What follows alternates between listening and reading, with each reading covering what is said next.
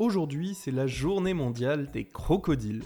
Bien qu'il existe aujourd'hui plus d'une vingtaine d'espèces de crocodilomorphes, de l'alligator au gavial en passant par le crocodile marin, la diversité de ce grand groupe était bien plus importante dans le passé. Par exemple, les notosuchiens forment un groupe éteint de crocodilomorphes aux formes extraordinaires. Le petit Simosuchus était herbivore et vivait à Madagascar il y a 66 millions d'années, Caprosuchus hantait les marécages du nord de l'Afrique 30 millions d'années plus tôt, ou le récemment décrit Costensuchus vivait en Argentine à la fin du Crétacé. Et les notosuchiens sont plutôt rares en général dans l'hémisphère nord, mais quelques espèces ont été trouvées en Europe, notamment en France, comme Dantaneosuchus. Daté d'il y a 40 millions d'années et découvert en Occitanie, il appartient à la famille des Cébécidés.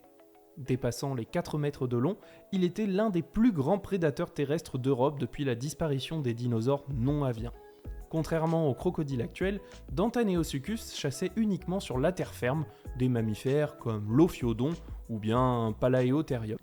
La disparition des cébécidés en Europe pourrait être associée à des changements climatiques ou alors à la compétition avec des mammifères carnivores comme les Yaenodontidae. Peut-être que vous avez déjà entendu parler de certains d'entre eux, comme Yaenodon qui est un animal qui a déjà été présenté dans des documentaires de la BBC. Mais en tout cas, si la diversité des crocodiles vous intéresse, vous pourrez bientôt découvrir une toute nouvelle exposition Paléole consacrée aux crocodiles et aux incroyables histoires cachées dans leurs fossiles.